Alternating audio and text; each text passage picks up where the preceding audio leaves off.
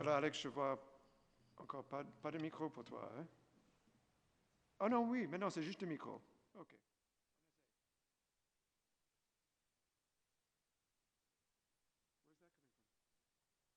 Where's that coming from? What do you mean for you? From the restream. Oh, yeah, okay. Watch your levels though. Can you turn that down? Oh, you're wanting to check if it works. Okay. Okay, this is another, oops. Sorry about the confusion there. This is another audio check to the bridge. Testing 1, 2, 3.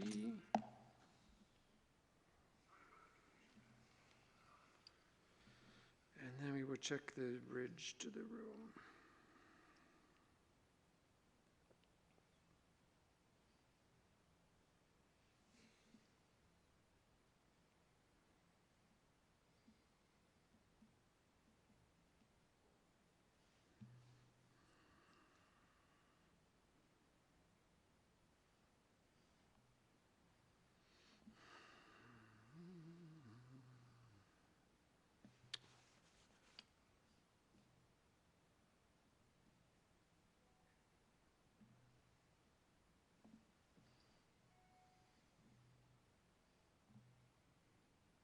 Simeon hasn't sent text yet, eh? Oops.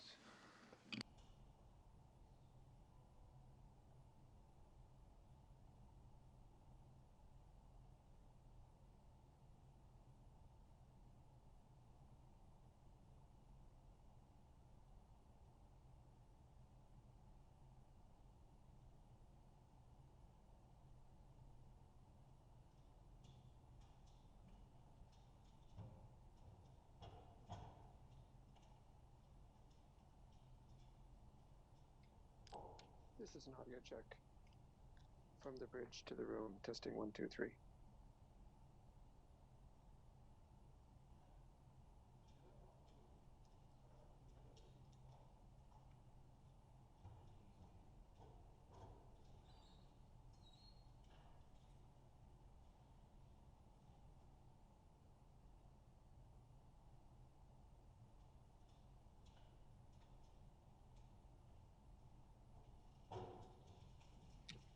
This is an audio check from the bridge to the room. Testing 1, 2, 3.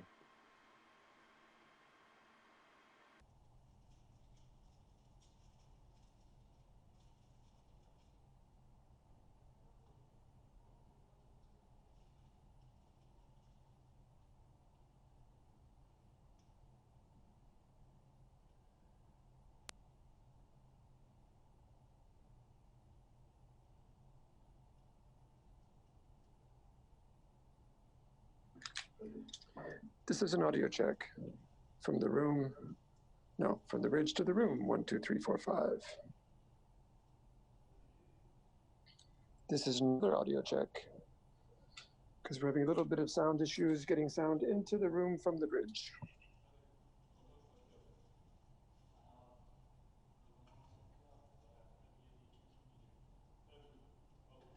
So I'm going to keep talking. Oops, little feedback there. Sorry about that. So it's a beautiful day here in Geneva. We're getting ready for our virtual press conference of Friday, 10th of April. We're just testing the audio from the Zoom bridge into the room, getting a good sound level so our experts can hear the questions and the journalists ask them on the bridge.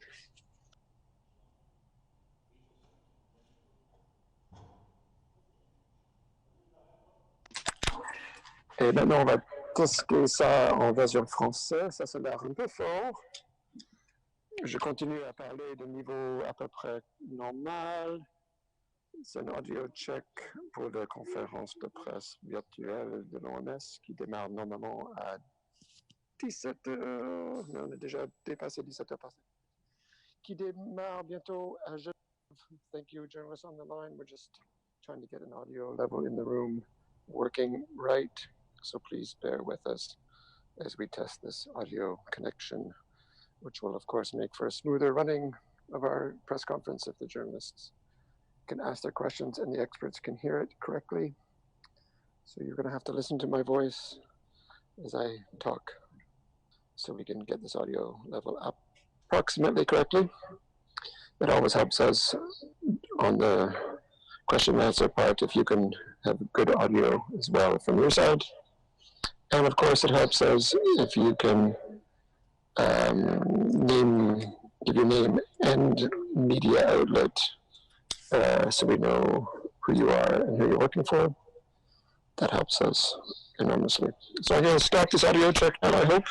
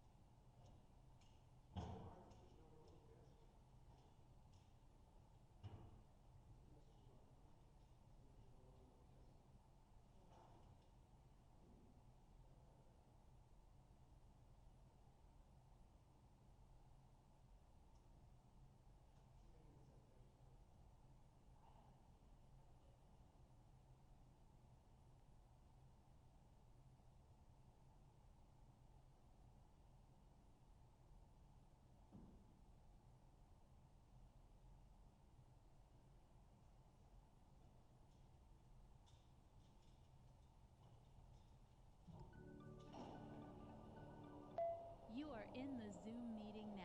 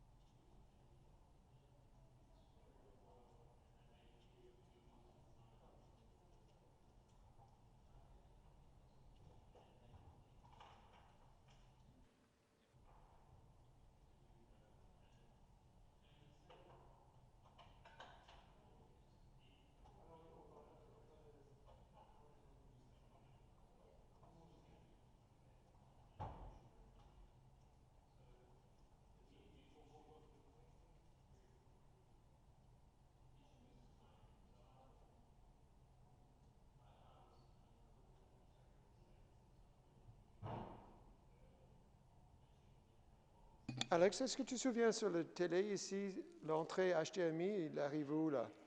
C'est pas AV1? Non, tu te souviens pas?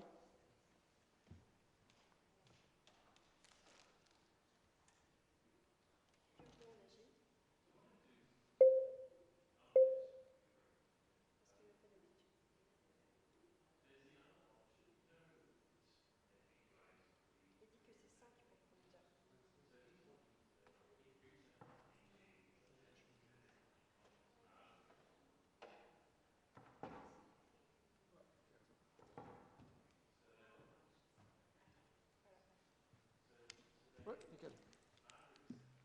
Quoi, c'est ça? C'est bon?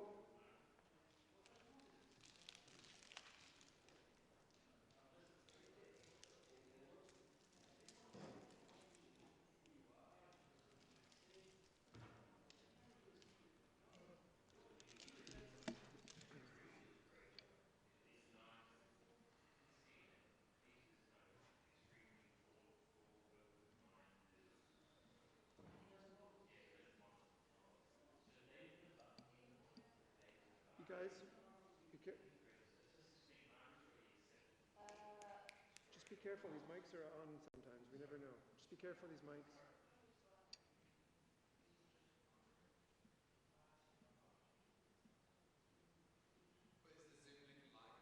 It is? 281 people on it. It was muted. It's more the broadcast.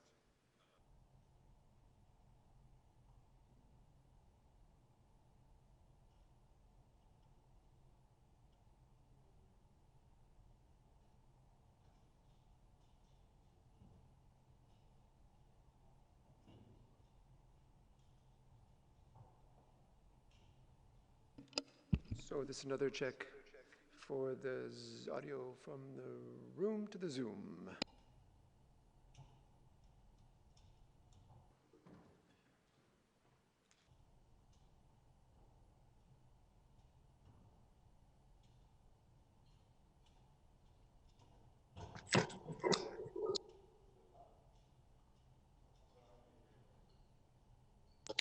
And this is an audio check from the Zoom to the room.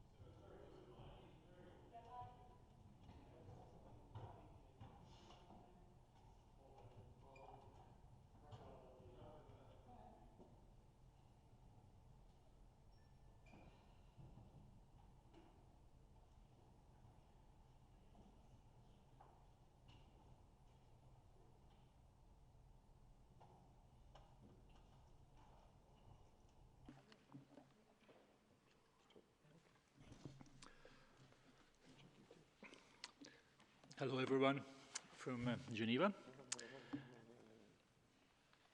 And we are just waiting to get us live on all platforms. So one more time, hello, everyone from Geneva, and welcome to this regular press conference on COVID-19. Today with us, as most of days, we have Dr. Tedros, WHO Director General, Dr. Mike Ryan, and Dr. Maria Van Kerkhove. We will have audio file available immediately after the briefing, and we will also send you, as we have been doing in the past couple of days, news from different regional and country offices of the World Health Organization regarding our activities on COVID-19. I will give the floor to Dr. Tedros for his opening remarks.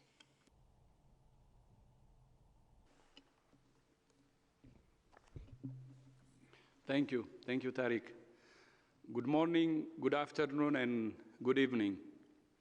Globally, nearly 1.5 million confirmed cases of COVID-19 have now been reported to WHO, and more than 92,000 deaths. In the past week, we have seen a welcome slowing in some of the hardest hit countries in Europe, like Spain, Italy, Germany, and France. On a personal note, I was pleased to see my friend Boris Johnson is no longer in intensive care. I wish him all the best, as I wish the best for everyone who is facing what he faced. At the same time, we have seen an alarming acceleration in other countries. I want to take a moment to highlight Africa, where we're seeing the spread of the virus to rural areas. We're now seeing clusters of cases and community spread in more than 16 countries. We anticipate severe hardship for already overstretched health systems, particularly in rural areas, which normally lack the resources of those in cities. As Dr. Moeti, the WHO Regional Director for Africa, said yesterday, this means countries need to localize the response by urgently strengthening the existing public health and primary healthcare infrastructure in countries. The recent meeting of the G20 countries expressed strong support for Africa, which must be expedited, even though the numbers in Africa are still relatively small, but accelerating. I know that some countries are already planning the transition out of stay-at-home restrictions. WHO wants to see restrictions lifted as much as anyone. At the same time, lifting restrictions too quickly could lead to a deadly resurgence. The way down can be as dangerous as the way up if not managed properly. WHO is working with affected countries on strategies for gradually and safely easing restrictions. Important factors to consider are, first, the transmission is controlled. Second, that sufficient public health and medical services are available. Third, that outbreak risks in special settings like long-term care facilities are minimized. Fourth, that preventive measures are in place in workplaces, schools, and other places where it's essential for people to go. Fifth, that importation risks can be managed. And sixth, and I cannot overemphasize this point, that communities are fully aware and engaged in the transition. Every single person has a role to play in ending this pandemic. We are particularly concerned by the large number of infections reported among health workers. In some countries, there are reports of up to 10% of health workers being infected. This is an alarming trend. When health workers are at risk, we're all at risk. Evidence from China, Italy, Singapore, Spain, and the United States is helping us to understand why this is happening and what we can do about it.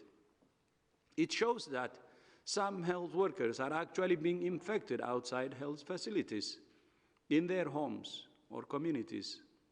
Within health facilities, common problems are the late recognition of COVID-19, or lack of training or inexperience in dealing with respiratory pathogens. Many health workers are also being exposed to large numbers of patients in long shifts with inadequate rest periods. However, the evidence also shows that when health workers wear personal protective equipment the right way, infections can be prevented. That makes it even more important that health workers are able to access the masks, gloves, gowns, and other PPE they need to do their jobs safely and effectively. To support countries, WHO has launched 3 tools to help managers and planners calculate the health workers' supplies and equipment that will be needed for the increase in COVID-19 patients. On Wednesday, I mentioned the new United Nations Supply Chain Task Force to coordinate and scale up the procurement and distribution of personal protective equipment, lab diagnostics, and oxygen to the countries that need it most.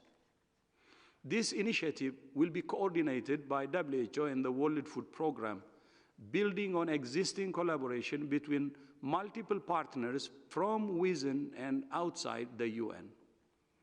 This system will consist of hubs in Belgium, China, Ethiopia, Ghana, Malaysia, Panama, South Africa, and the United Arab Emirates. We estimate this supply chain may need to cover more than 30% of the world's needs in the acute phase of the pandemic. Every month, we will need to ship at least 100 million medical masks and gloves, up to 25 million N95 respirators, gowns, and face shields, up to 2.5 million diagnostic tests, and large quantities of oxygen concentrators and other equipment for clinical care. To move these supplies around the world, the World Food Programme will deploy 8 747 aircraft, 8 medium-sized cargo aircraft, and several smaller passenger planes to move humanitarian workers, technical staff, trainers, and other personnel. Clearly, the associated costs will be substantial. The WFP estimates it will need approximately $280 million simply to cover the costs of storing and moving supplies. The costs of procuring supplies will be much greater. We urge donors to support this vitally important system. We call on all donors to support the World Food Programme. Today, I convened a meeting of the Emergency Committee on Ebola in DRC. After 52 days without a case, surveillance and response teams on the ground have confirmed a new case of Ebola in DRC. We have been preparing for and expecting more cases. Unfortunately, this means the government of DRC will not be able to declare an end to the outbreak on Monday as hoped. But WHO and all partners remain on the ground and committed as ever to working with the government, under the leadership of the government, and with affected communities and our partners to end the outbreak. I thank you. Thank you very much, Dr. Tedros. We will now open the floor for questions. I will just remind all journalists to try to be short and to ask only one question so we can get as many as possible from different parts of the world.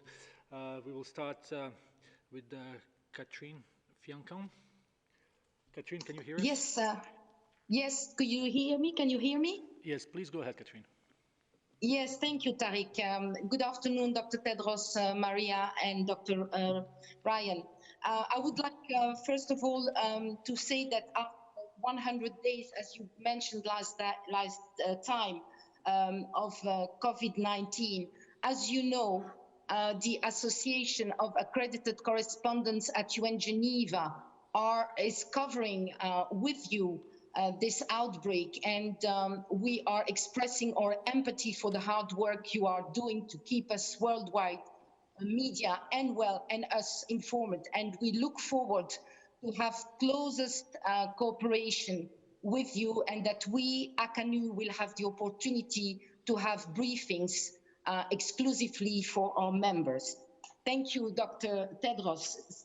This said, I would like to ask you a technical question about the testing. I would like to have your opinion about the different tests.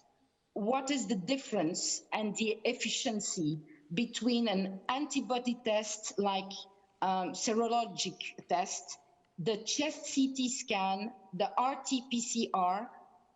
What do you think, which of these tests are the most trustable at this level of knowledge? And also your opinion about antibodies treatments that some countries are testing. Thank you so much.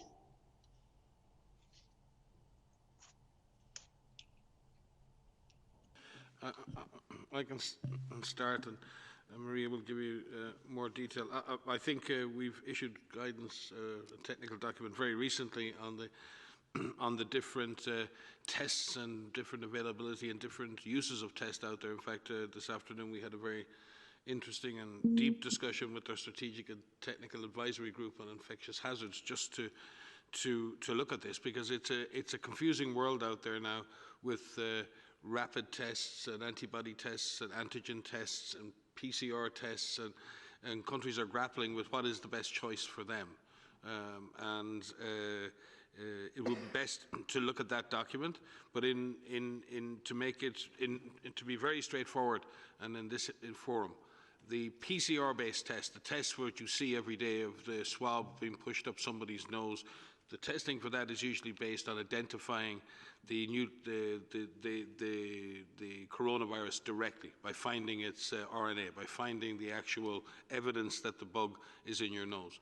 Those tests have been distributed widely around the world and are probably the most accurate way to determine whether someone is currently infected. In other words, the virus is in their body. X-rays can confirm that someone has pneumonia. An X-ray does not confirm that you have coronavirus.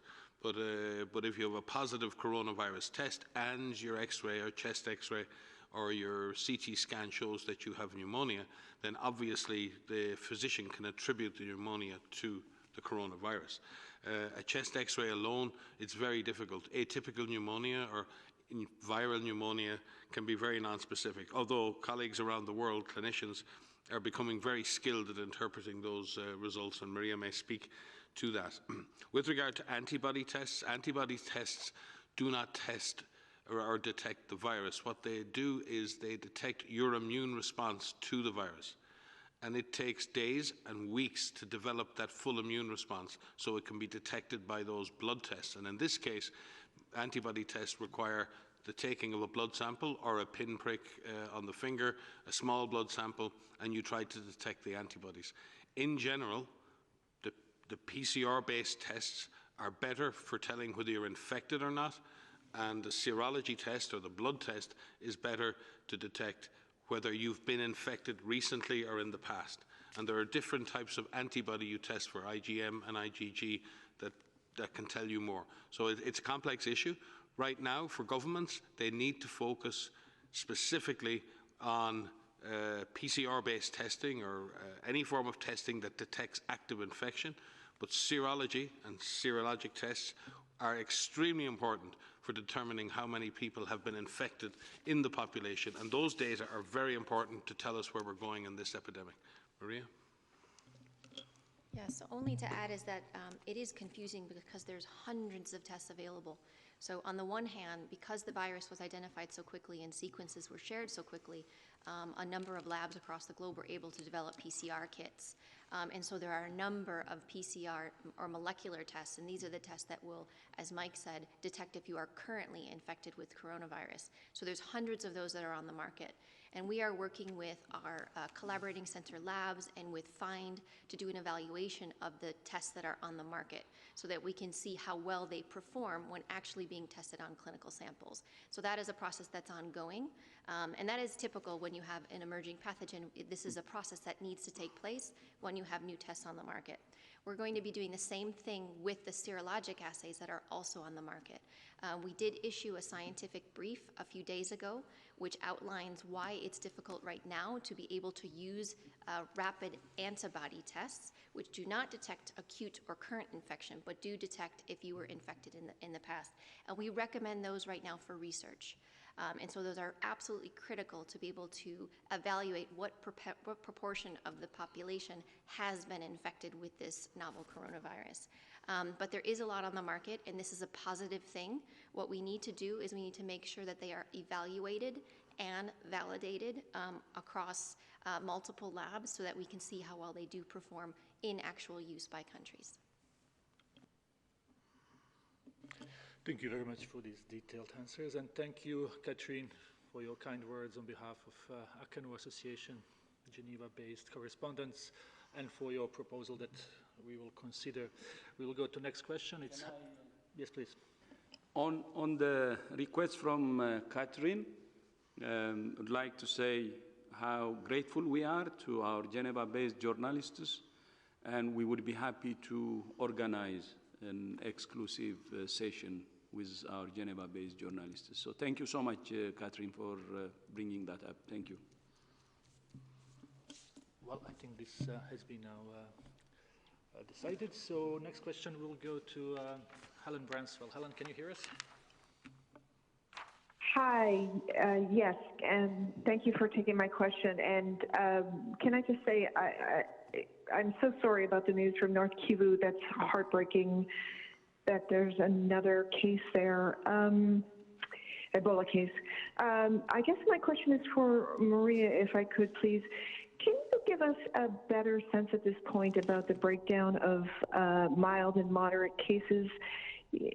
What really is the percentage of cases that you would call mild, and how do you define mild, and then what is moderate at this point? So hi, Helen. Thank you for that question. So as you know, we've been looking at the proportion of cases that have developed disease, that have developed mild disease, or moderate disease, that have developed severe disease, critical disease, and have died. And most of the data that we have with a very clear breakdown of this came from China initially, which suggested 80% were between mild and moderate, 40% being mild, 40% being moderate. That moderate category includes pneumonia that doesn't need hospitalization. So it is still a significant infection, significant disease. And I'm sure many of you have seen people who have experienced COVID-19 say, this isn't an easy thing to get through, it's pretty tough, even though I didn't need hospitalization. So moderate disease does include pneumonia. What we're trying to get a better handle on, and we're getting this through our expert networks, we're talking directly with clinicians from all affected countries who are dealing directly with patients, is what is that proportion, what does that breakdown look like in different countries? The challenge with that is when you look at it at the national level, it doesn't give you the details that you need at that subnational level and looking at certain populations. For example, when we know that there are individuals who have underlying conditions, we know that that group, or older people who are over 60 years old, that group can have a very different breakdown in terms of how many of them will develop severe disease. In all of our models and our forecasting tools, we've used the breakdown of 40% mild, 40% moderate, 15% critical, and 5% severe. And we feel that that's a good basis for some of these projections and some of these tools to be able to prepare for supplies. But as new data become available, we will modify those percentages when they come out. If I could just add to Helen, I think, and thank you for your concern regarding Eastern Congo. I think we obviously our sympathies are with the family of the person who has been lost, but the positive news is that the government of Congo, the teams, the partners on the ground at WHO were alert. Every day we investigate 2,600 alerts across the 2 affected provinces still. We take thousands of samples every single week, and we will continue that active surveillance right the way through. And we'll just have to go again for another 42 days. It's a testament to the strength and resilience of workers in North Kivu, to the local workers who continue to trace and track, continue to investigate, continue to report, and continue to leave in place the infrastructure needed. The government of Congo and ourselves, with our partners, are ready to respond and react if things were in any way to deteriorate. And in that sense, maybe that's our lesson for COVID-19. There is no exit strategy until you're in control of the situation, and you must always be ready to go back again and start again. And in that sense, I think there are some lessons there to learn by ensuring that the infrastructure you have on the ground is capable of dealing with the unexpected. Never be surprised. Thank you very much, Helen, for that question. Next question comes from Mr. Esmir Milovic from N1 Television from Sarajevo, Bosnia. Mr. Milovic? Yeah, can you hear me? Yes, please go ahead. My question is for Dr. Tedros, and you spoke about that a bit, but I want to ask you for a further comment. We lost recently in Bosnia and Herzegovina one of the leading experts on this field who passed away, and he worked with the WHO, and that's a very hard situation. Dr. Pashagic have passed away, and we have conflicting informations here why he had passed. He was infected at home, and that's a very hard situation. And we hear from other medical doctors and nurses and workers around the world. So what we can do to prevent situations like this in the future, and also what we can do to increase money for research, which is necessary at the moment, and we know that many countries are talking about that. Thank you so much.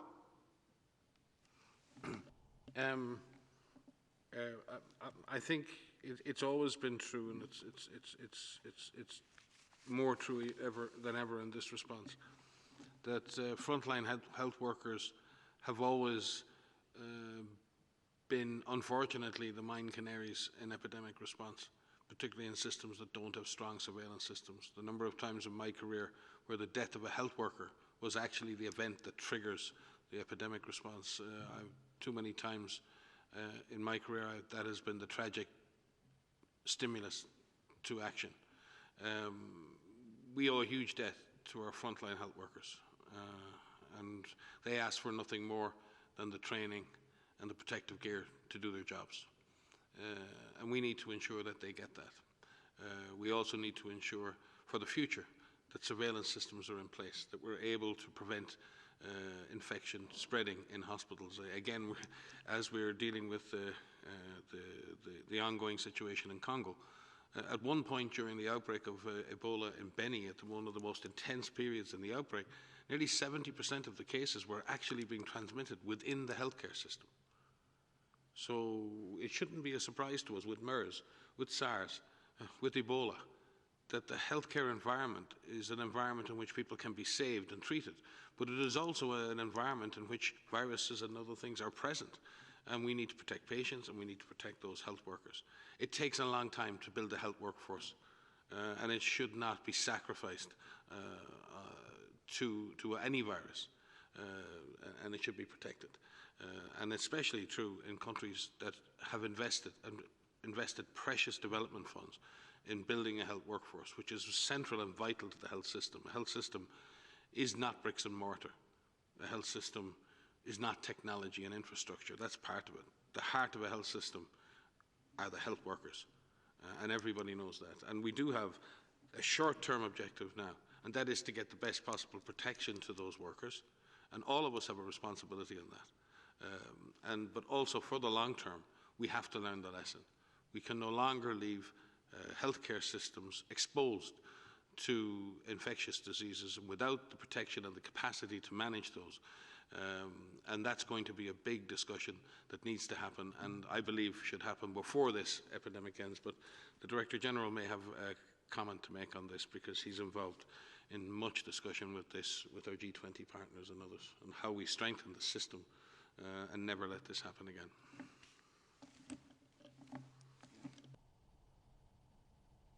Yes, so just to add to, in addition to the personal protective gear that we must provide to our frontline workers in masks, medical masks and respirators, gloves, gowns, and we must train our healthcare workers.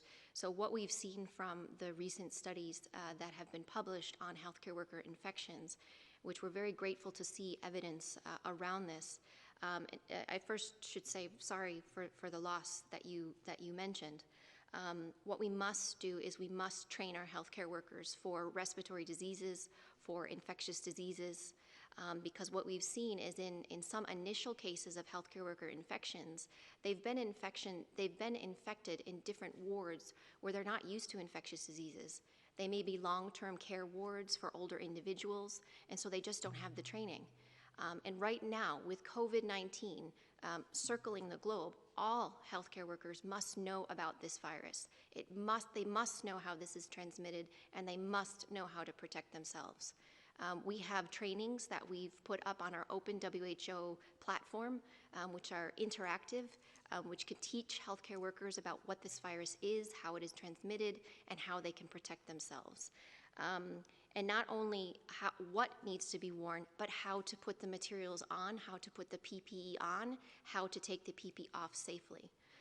We must also find ways in which we can provide psychosocial support to our healthcare workers and our frontline workers, because this is a very difficult position that all of them are put in now or will be put in countries that have not yet seen large numbers of cases. We need to find ways in which we can provide some rest periods for them, so that they don't have very long extended shifts or too long of extended shifts, and they have ample time to rest. Because when fatigue sets in, it's possible that maybe the personal protective equipment isn't taken off properly. And that's not to blame the healthcare worker. So there are things that we can put in place, and right now we have tools available to train every healthcare worker on the planet. And that is something that we look forward to working with all of our member states through our regional offices to do this training so that they can be better prepared to protect themselves against infection and provide the best care that they can for all patients with COVID-19. Just one thing I would like to say. Countries who, relatively have the strongest health system have been actually surprised by this pandemic. It shows that any system could have gaps. And we should have the humility to see to what extent our system is prepared and where are the gaps and how can we improve it for the future. I think from this pandemic, we have to try to learn, focus on learning what the gaps are. This is not a message only for the developing world. This is a message even for the developed countries. Across the board, you see lack of preparedness of the public health system, and of course, the whole health system. And that's why WHO has been advocating for universal health coverage, health for all, strong health systems, and with a strong foundation of primary health care. And within that, strong preparedness, especially in public health, to prevent outbreaks. That's the best, actually, the best option. And if it happens, to diagnose early and respond quickly and arrest it as quickly as possible. But we can see now, through this pandemic, there is a serious challenge or vulnerability even in countries who claim to have the strongest health system. I think this should bring humility to all our countries and see and assess the situation carefully, understand the gaps carefully, and understand the importance of health for all. We should not go into the cycle of panic and neglect. As you all know, we are now in a phase of panic because there is this dangerous, invisible virus which is wreaking havoc, and there is panic, and there is concern, but that should actually lead into asking questions on what to do to strengthen our system and to improve or reduce the vulnerabilities that we have. So the risk which is coming to our health professionals is because of weak health system. The reason why we're not detecting or preventing the outbreak easily or quickly is because of weak health system, because of serious vulnerability. And I don't think there is, from what we have seen now, no country is immune. No country can claim that it has a strong public health system or a strong health system. So we have to really be honest and assess and address this problem to provide better services to our people, but at the same time to protect our health professionals too. Thank you very much. Next question comes from Brazil, Ana Pinto. Ms. Pinto, can you hear us? Oh, yes. Yes, please go ahead. I can hear. Can you hear? Okay. Fine. Yeah. So it seems there seems to be a lack of coordination in some countries in terms of data collection and also lack of transparency when informing figures. In Brazil, for instance, studies have been indicating that numbers may be underreported. I would like to know if WHO is tracking those problems, and if so, what can be said about the quality of data in Brazil? And since quality data is crucial to formulate the right policies, what could be done to tackle underreporting data in such countries in the world? Thank you very much. Thank you for the question. I think all countries around the world have experienced some difficulties in coordination, and particularly at subnational level, particularly in large countries with federated states.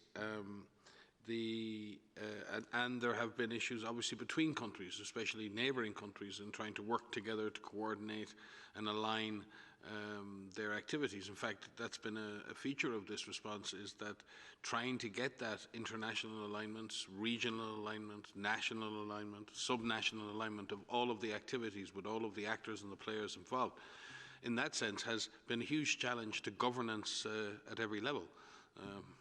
I've often been asked, what are the most important things in epidemic response, and people expect me to say diagnostics or epidemiologists, and I usually say three things: governance, governance, and governance. I mean, at the heart of epidemic or emergency response is a need for coherence, for coordination, for alignment, for compromise.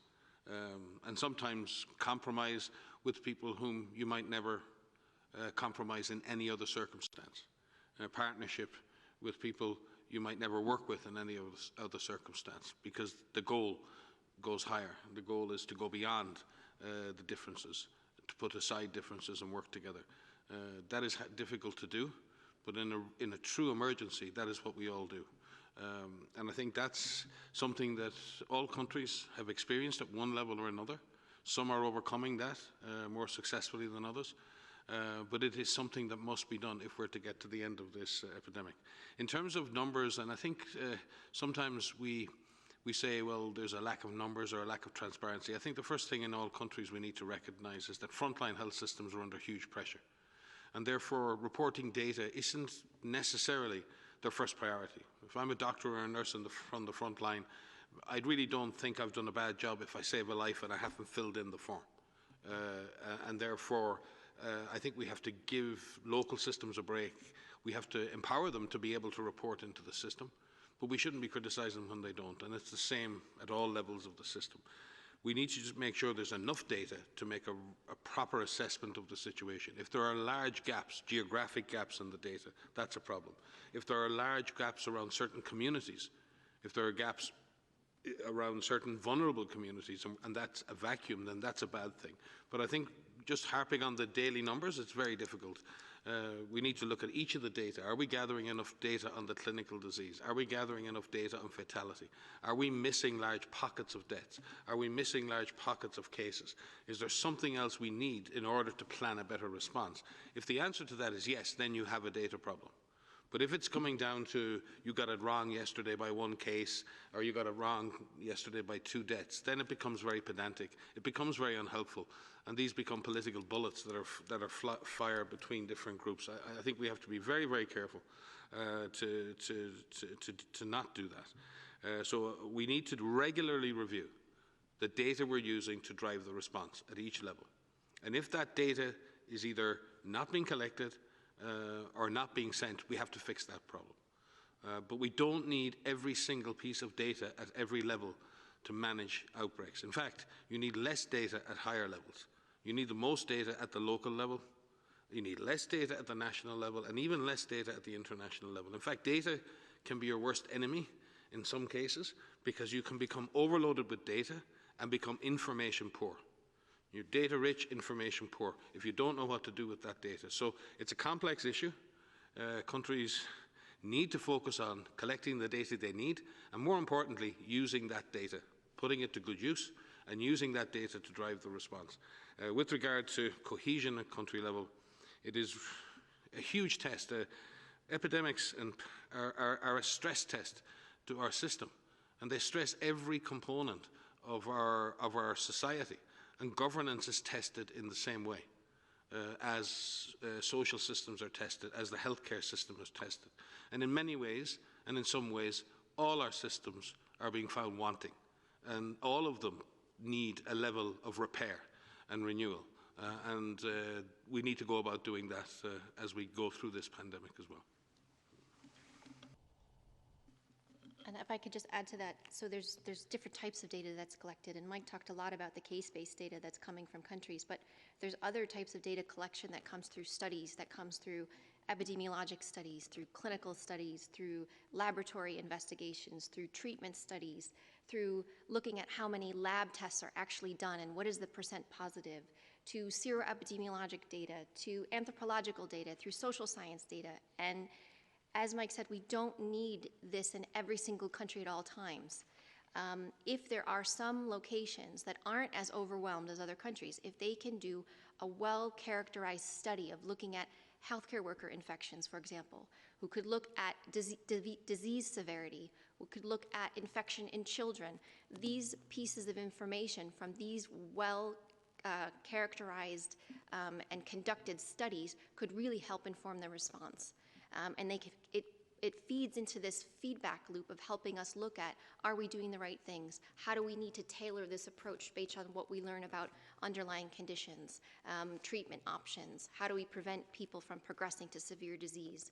So there are countries that could carry out these studies, and they are, and these studies are ongoing. This is why we are constantly looking at the pre-publication papers that are coming to us through the journals, that are coming to us directly from scientists, and constantly looking at the papers that are being published, because all of that, in addition to us talking to clinicians and social scientists and laboratorians, all of that feeds into our guidance materials, into the advice that we're providing to all member states. Thank you very much. Next question is from NHK. Shoko, can you hear us? Hi, Tarek. Can you hear me? Yes, please go ahead. Okay, also, I think my question is to Dr. Ryan. So this is about Japan. Since the first confirmed case was reported in the beginning of January in Japan, the number of newly confirmed cases were quite stable for about 2 months. But since the beginning of April, we see a rapid increase of confirmed cases. How do you analyze the situation in Japan and perhaps other countries in Asia while the center of the pandemic is still in Europe? Thank you.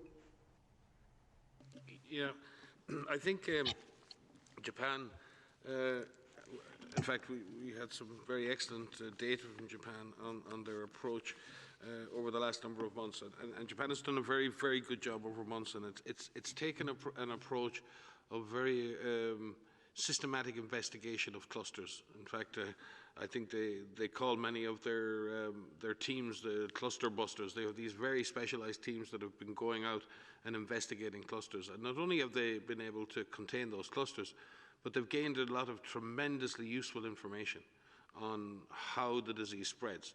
So, for example, in those cluster investigations, they've determined that only 1 in 5 people actually spread the infection further. 80% of people don't spread the infection further in these cluster investigations, which means there's a particular subgroup of individuals who are potentially, for different reasons, the infection can spread more easily. And they've really gone down to the environments in which this transmission has occurred.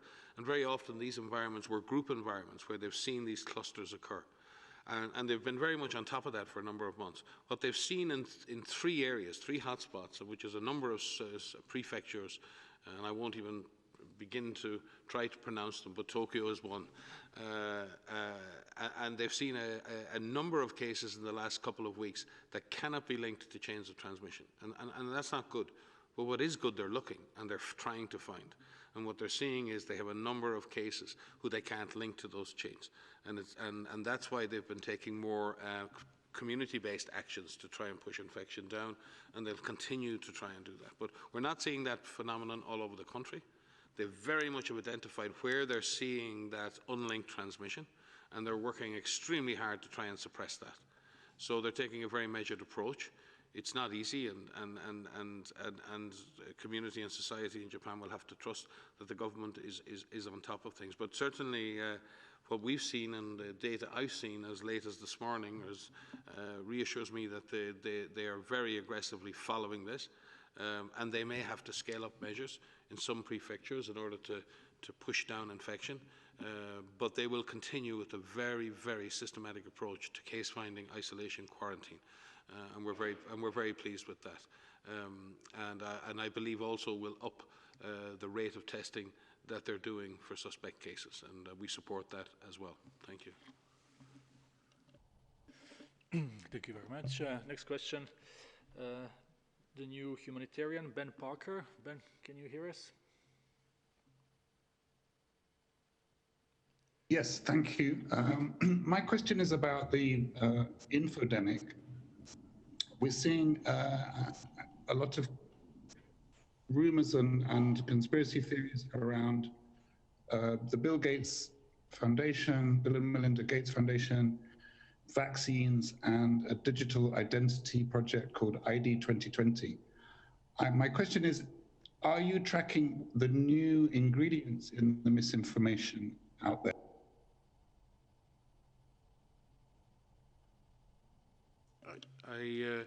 I didn't fully understand your question, but certainly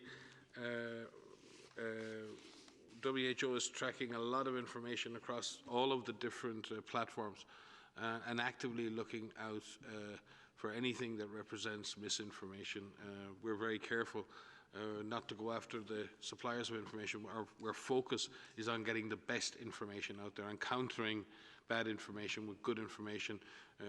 And our team, I'm sure, can update you in much more detail on the exact detail of what we're doing there. But I'm not aware of the initiative that you refer to, but we're very much working closely with the Bill and Melinda Gates Foundation on a number of different projects, but in particular related to COVID-19 and in the procurement and supporting countries in delivering vital supplies, including diagnostics to countries, and in supporting the research and development of lots of different products. So we're very, very pleased with the support that BMGF has given not only to us, but in the United States and around the world to other institutions and entities, and we look forward to working with them even more closely in future. But we will certainly look into the platform that you mentioned. I'm not aware of it.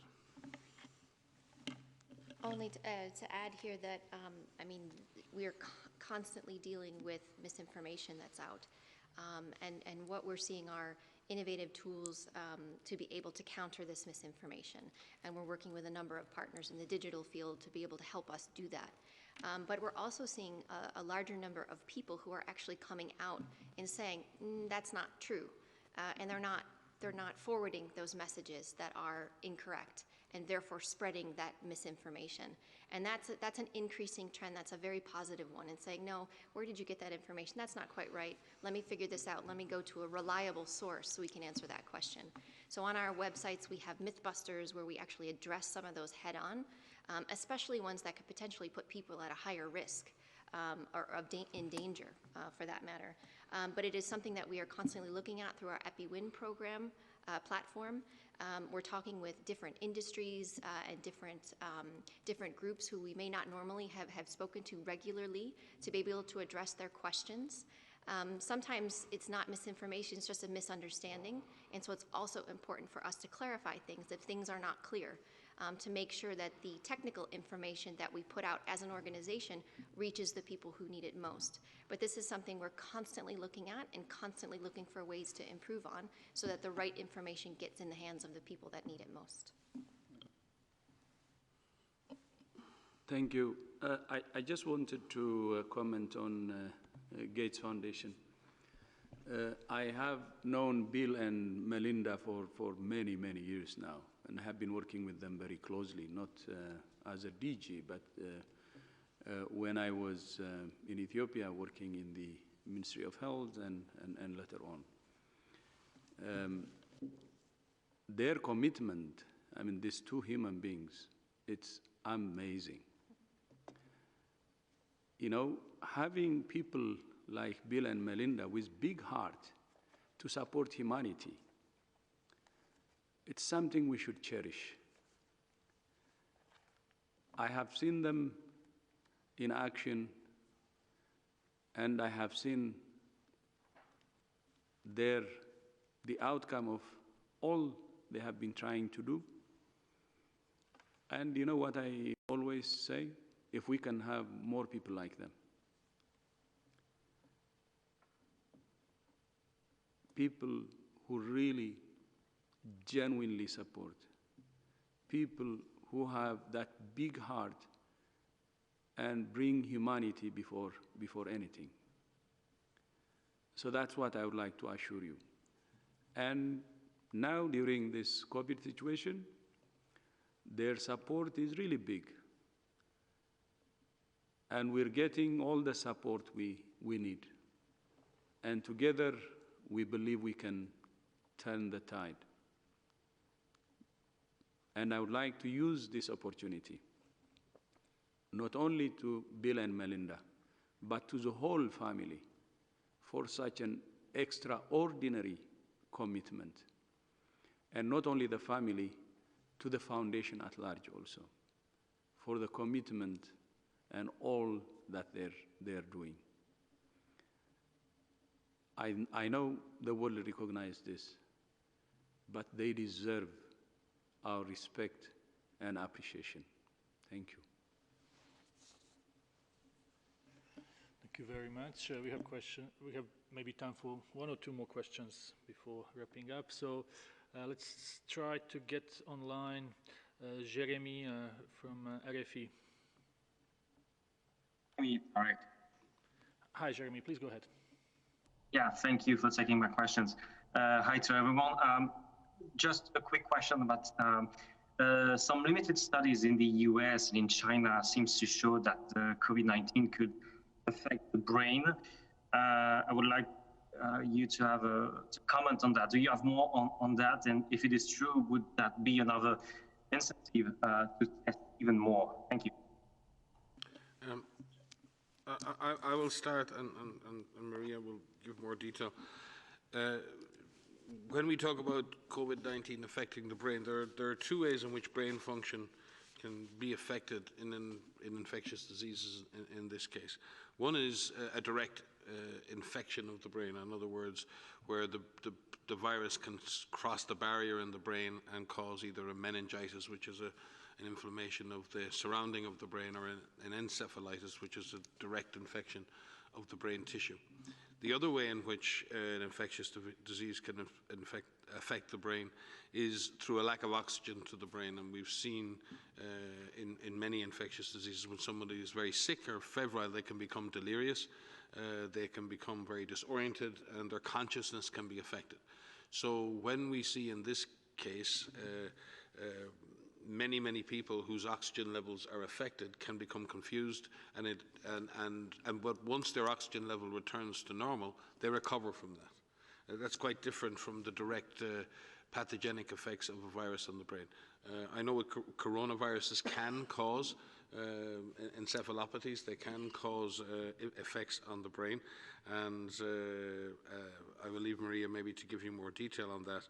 But certainly a lot of what people may think is the brain impact of the virus is just very often the effect of low oxygen levels in the blood, in which a person may become confused and recovers quickly after. But there are situations in which there can be direct effects. Maria?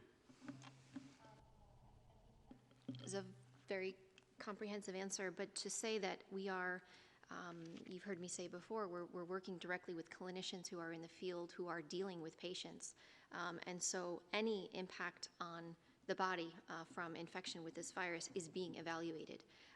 Whether this is something that is systematic, that we're seeing in a large number of patients or a subset of the population, all of it is on the table.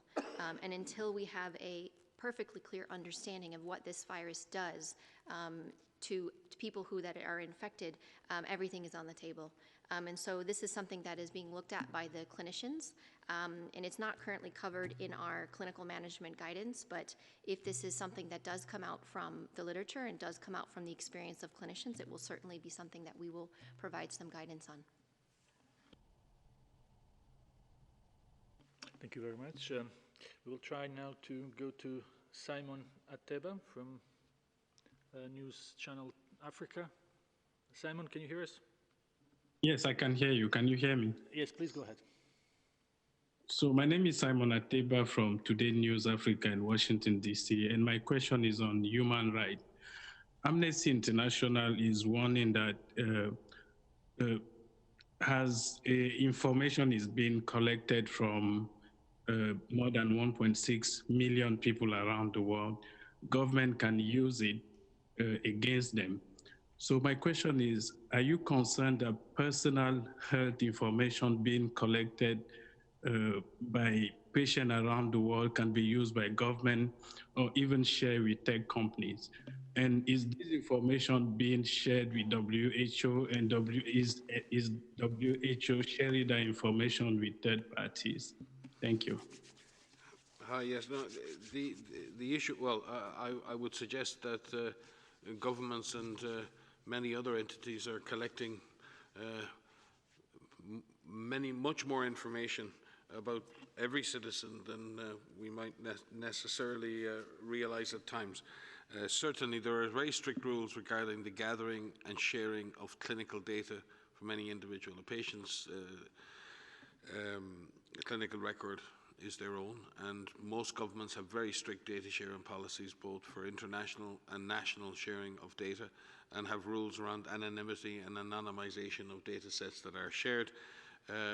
And in that sense, we would expect that governments would uphold the same standards in this event as they would in any other situation. With regard to governments using that data or others using that data and passing it on to third parties, I think that's something that needs to be considered very carefully. If there are data sharing agreements in place, and we've asked that data be shared around this outbreak, but individual personalized data, identifier information on patients, this is not data that needs to move around. But we need is data, other kinds of data.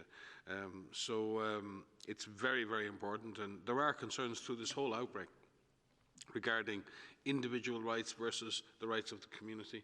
It's very, very important. We own our bodies, and we own the data about our bodies. And it's really important that governments and others, and scientists and researchers, uphold the highest standards when it comes to the use of anything from our bodies, be it our blood or be it our data. But at the same time, we as citizens also have to, in that sense, allow data about us to be shared in order for us to build answers, in order for us to come up with solutions. And that is a trade-off that governments must manage, and they must manage, again, through good governance, through good data protection that protects the citizen while developing the solutions that we need.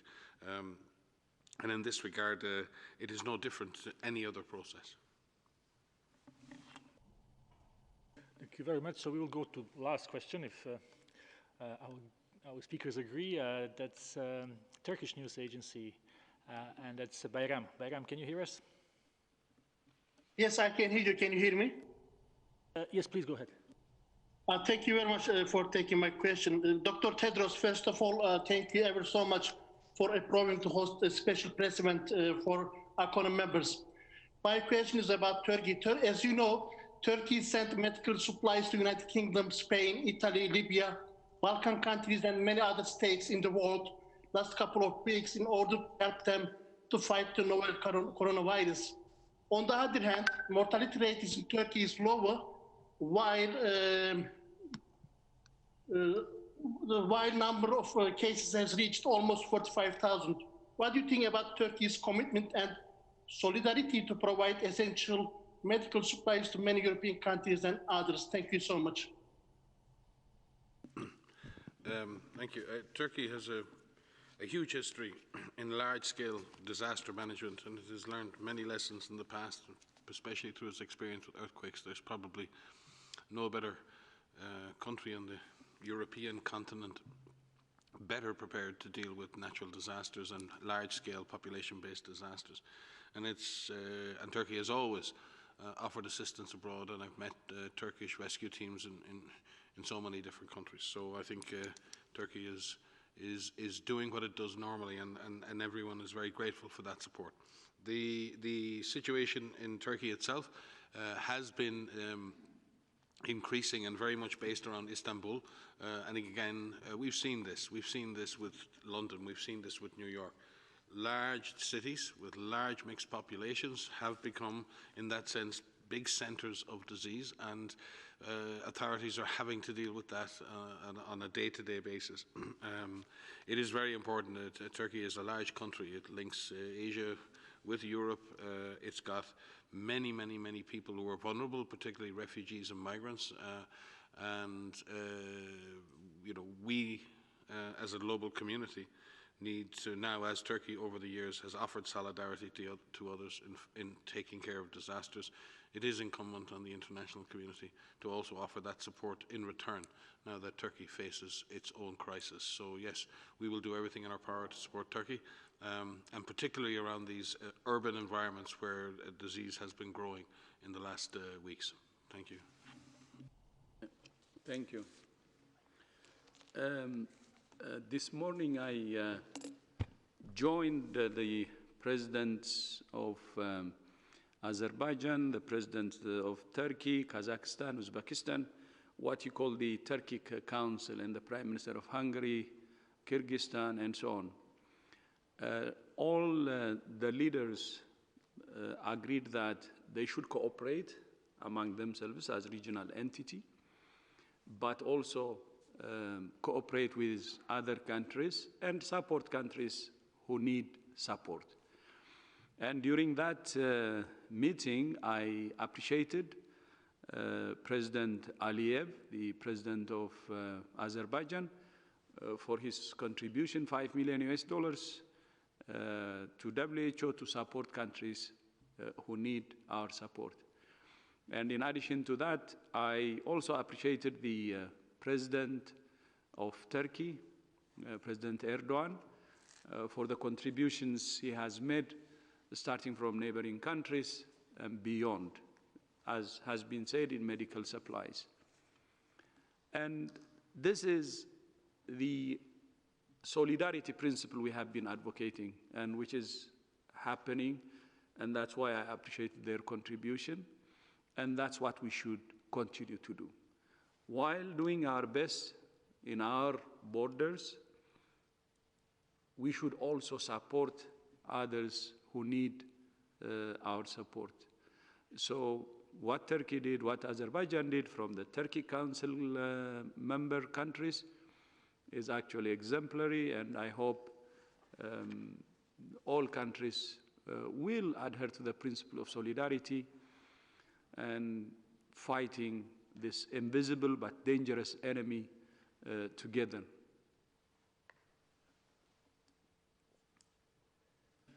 Thank you very much, Dr. Tedros. We will conclude today's press briefing. We will send audio file in the next couple of minutes, hopefully, and also a number of documents that have been published on WHO website, whether here in headquarters or by our regional and country offices. Wish everyone a very nice weekend, and see you next week. Yeah, thank you, Tariq. Have a nice weekend. See you on Monday. Bon weekend.